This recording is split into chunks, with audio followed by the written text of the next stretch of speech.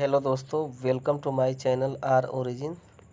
साथियों, आज हम लेकर आए हैं आप लोगों के लिए जो अप्रैल महीने का प्रतियोगिता दर्पण है उसका सार संग्रह।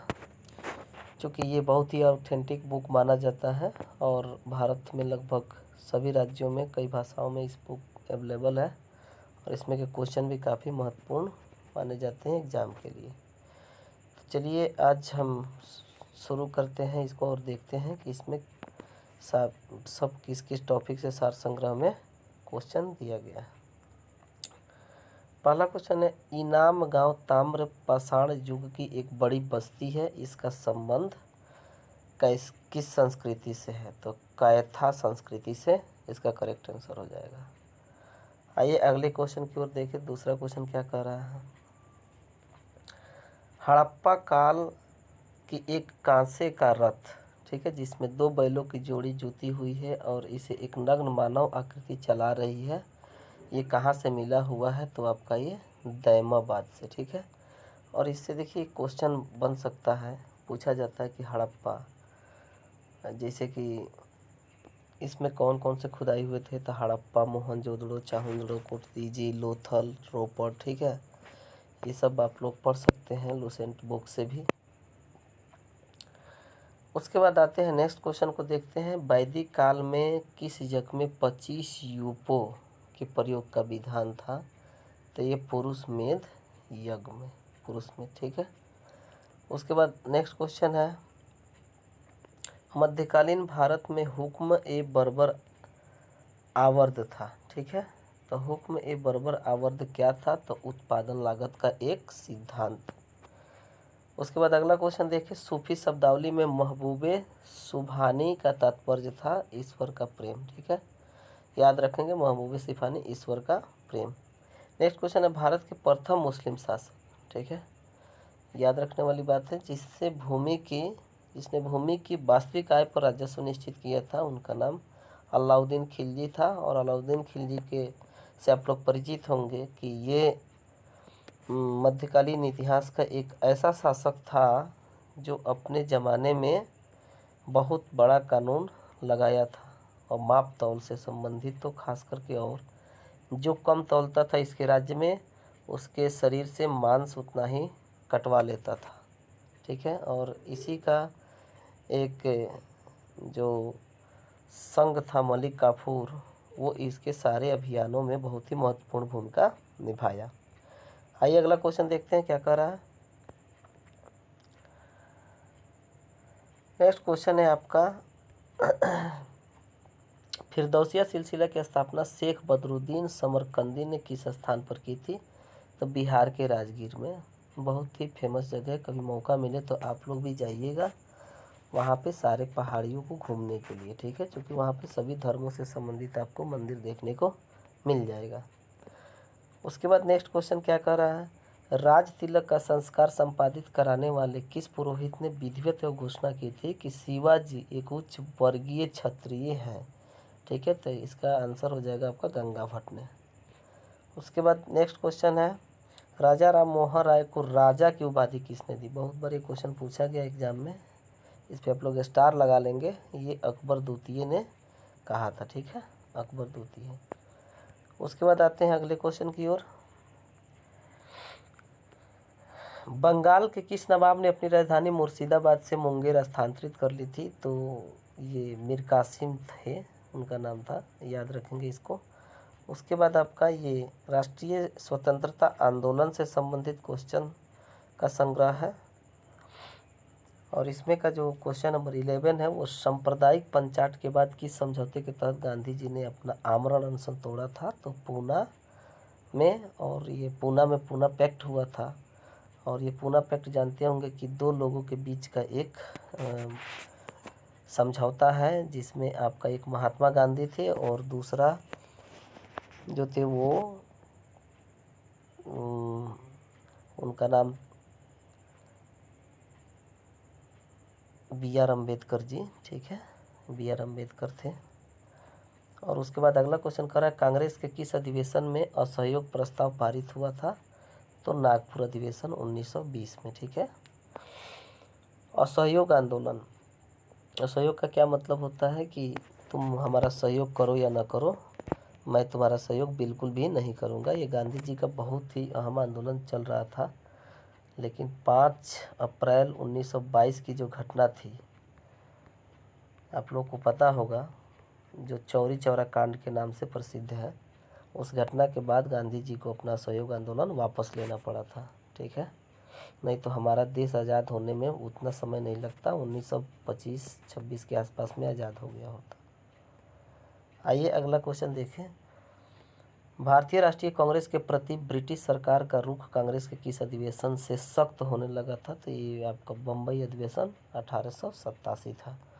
उसके बाद नेक्स्ट क्वेश्चन है, 1912 में बाल्कन युद्ध के दौरान तुर्की में मेडिकल दल लेकर गए थे, कौन थे? उनका नाम क्या था? Doctor AM Ansari. Next question है, किस कवि को टैगोर ऑफ पंजाबी कहा जाता है? बहुत इंपॉर्टेंट क्वेश्चन है, स्टार लगा लेंगे। टैगोर ऑफ पंजाबी के नाम से पूरन सिंह को जाना जाता है। और इसके बाद वाले क्वेश्चन पर भी आप लोग स्टार लगा लेंगे। हरदयाल बाबा हरनाम सिंह टूडीलाट, बाबा मोहन सिंह भाकना और गुरदीप सिंह जुड़े हुए थे किस आंदोलन से? तो ये गद्दर आंदोलन से। और गद्दर पार्टी की स्थापना 1913 में लाला हरदयाल द्वारा किया गया था। उसके बाद अगला क्वेश्चन है कि सुभाष चंद्र बोस ने 1939 में कांग्रेस अध्यक्ष का चुनाव किस आधार पर लड़ा था? इसका करेक्ट आंसर हो जाएगा आपका, वह एक आक्रामक नीति के पक्ष में थे और जिसका कांग्रेस नेता विरोध कर रहे थे। ठीक है, आइए नेक्स्ट क्वेश्चन है आपका, वह कौन व्यक्ति था जिसने यद्यपि कांग्रेस सोशलिस्ट पार्टी का निर्माण के लिए प्रोत्साहन तथा आशीर्वाद तो दिया, परंतु स्वयं इसका सदस्य नहीं था? तो वो जवाहरलाल नेहरू इसका करेक्ट आंसर हो जाएगा। अगला क्वेश्चन है, सविनय अवज्ञा आंदोलन के दौरान जिया तरंग आंदोलन कहाँ पे हुआ था? बहुत ही इंपॉर्टेंट आंदोलन है, इसको स्टार लगा लेंगे। ये आपका मणिपुर में हुआ था। उसके बाद भारतीय राज्य व्यवस्था एवं संविधान से संबंधित क्वेश्चन को देखते हैं। उपराष्ट्रपति को उसके पद से किसके प्रस्ताव के द्वारा हटाया जा सकता है? तो राज्यसभा के प्रस्ताव के द्वारा। ठीक है, राज्यसभा का पदेन अध्यक्ष होता है उपराष्ट्रपति। उसके बाद नेक्स्ट क्वेश्चन है, नियंत्रण एवं महालेखा परीक्षक, इसको कैग कहा जाता है, CAG, comptroller and auditor general, जो संविधान का आर्टिकल्स 148 में इनका मतलब वर्णन है। ठीक है, तो इसका टीका टिप्पणी पर उचित कार्यवाही करने की अंतिम जिम्मेदारी किसकी होती है? तो ये संसद की होती है। आप लोग नेक्स्ट क्वेश्चन को देखते हैं। क्वेश्चन नंबर 23 क्या कह रहा है, लोकसभा का पहला आम चुनाव कब हुआ था? याद रखेंगे, ये लोकसभा का पहला आम चुनाव 1952 में हुआ था। नेक्स्ट क्वेश्चन है, किस कानून के अंतर्गत यह विहित है कि भारत के उच्च न्यायालय की संपूर्ण कार्यवाही अंग्रेजी भाषा में होगी?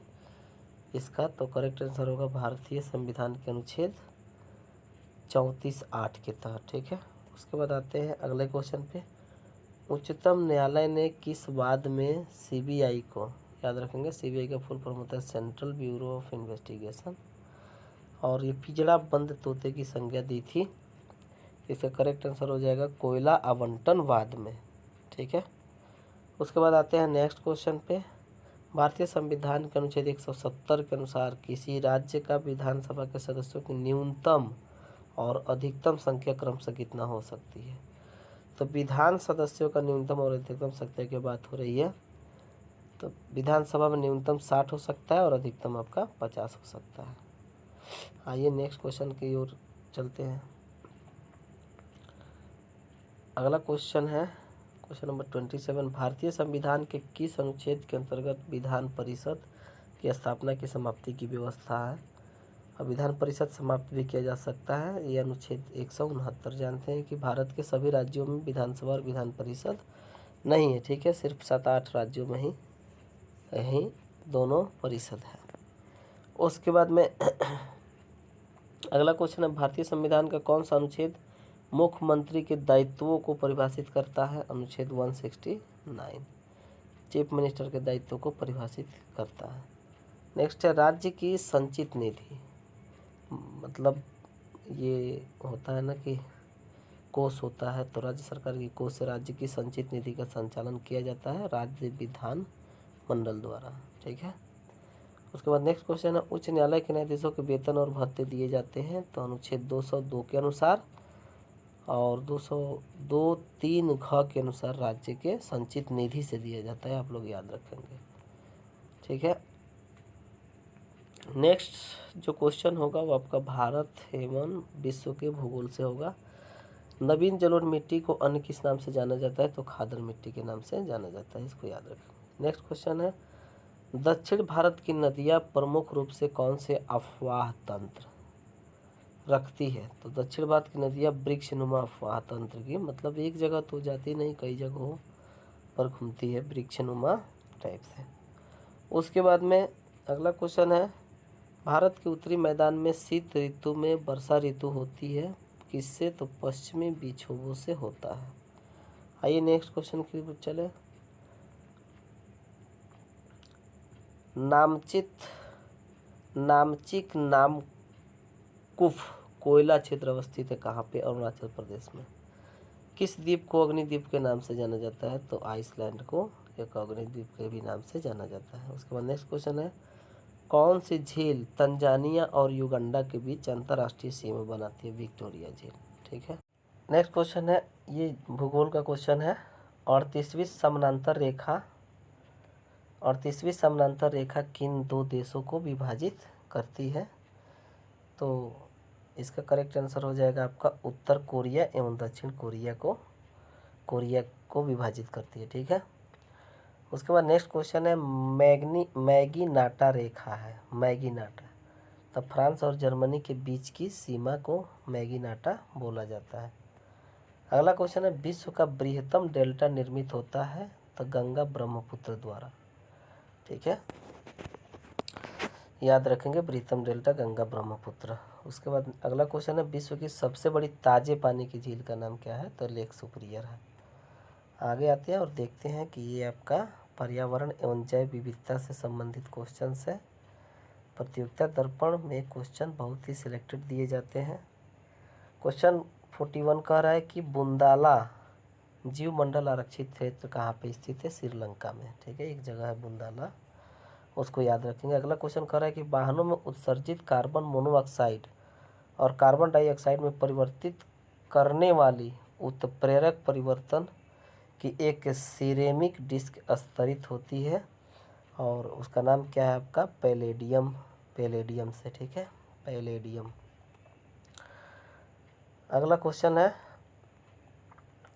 इंद्रावती राष्ट्रीय उद्यान कहाँ पे स्थित है। इंद्रावती राष्ट्रीय उद्यान याद रखेंगे बस्तर छत्तीसगढ़ का एक राष्ट्रीय उद्यान है और पता है आप लोगों को छत्तीसगढ़ बहुत ही खतरनाक राज्यों में से एक हो चुका है। यहाँ पर अभी हाल ही में बहुत जवानों को वहाँ के नक्सली जो है वो हमला करके मार दिए थे। उसके बाद नेक्स्ट क्वेश्चन है, कौन सा जंगल पृथ्वी के ग्रह के फेफड़ों के रूप में जाना जाता है। देखिए कितना इम्पोर्टेंट क्वेश्चन है। अमेजन वर्षा वन, और जानते हैं अमेजन वर्षा वन जो होता है लगभग पृथ्वी के 20% ऑक्सीजन का वो भरपाया करता है, बहुत ही बड़ा है अमेजन वर्षा वन। उसके बाद आते हैं अगले क्वेश्चन की ओर, जलवायु परिवर्तन का क्रायोजेनिक संकेतक प्राप्त किया जाता है तो हिम तत्व से, आइस कोर्स से। ठीक है, नेक्स्ट क्वेश्चन है, कौन सी प्राकृतिक रूप से पाई जाने वाली ग्रीन हाउस गैस सर्वाधिक ग्रीन हाउस प्रभाव पैदा करती है तो ये जलवाष्प। सबसे ज़्यादा ग्रीन हाउस पैदा करने वाला क्या चीज़ है तो जलवाष्प है। अगला क्वेश्चन है, भारत में आर्द्र भूमि के अंतर्गत सर्वाधिक क्षेत्र वाला राज्य कौन सा है तो ये गुजरात है आपका, सर्वाधिक आर्द्र भूमि वाला। बहुत ही महत्वपूर्ण क्वेश्चन है और आपके एग्जाम में पूछ दिया जाता है। ठीक है, नेक्स्ट क्वेश्चन को देखें, दो अलग अलग परिस्थिति प्रणालियों का संगम बिंदु कहलाता है तो संक्रमिका, इसको बोलते हैं इकोटोन। ठीक है, उसके बाद अगला क्वेश्चन है, प्राणियों और पादपों की जातियों में अधिकतम विविधता मिलती है तो उसका नाम क्या है, उष्णकटिबंधीय आर्द्र वनों में। और नेक्स्ट क्वेश्चन नंबर 50 है, समुद्री खाद्य श्रृंखला में मुख्य प्राथमिक उत्पाद कौन सा होता है तो इसका नाम याद रखेंगे फाइटोप्लैंक्टन्स। ठीक है, फाइटोप्लैंक्टन्स। तो ये क्वेश्चंस थे आज के 50 क्वेश्चंस का ही हम संग्रह आप लोग के समक्ष लेकर आए हैं। और इस क्वेश्चन को पहले आप लोग रिवीजन कर लेंगे, उसके बाद हम इसका दूसरा पार्ट भी लेकर के आएंगे और प्लेलिस्ट बना देंगे। तो आप लोग उसको अपना रिवीजन कर लीजिएगा, क्योंकि बहुत ही महत्वपूर्ण क्वेश्चन इसमें मिलते हैं। Thanks for watching my video. आप लोग हमारे चैनल को सब्सक्राइब करें और शेयर करें, ताकि आने वाले समय में नए अपडेट्स प्राप्त होता रहे, ठीक है। और लाइक करें। तो मिलते हैं नेक्स्ट 50 क्वेश्चंस के साथ। आपका समय शुभ हो। धन्यवाद।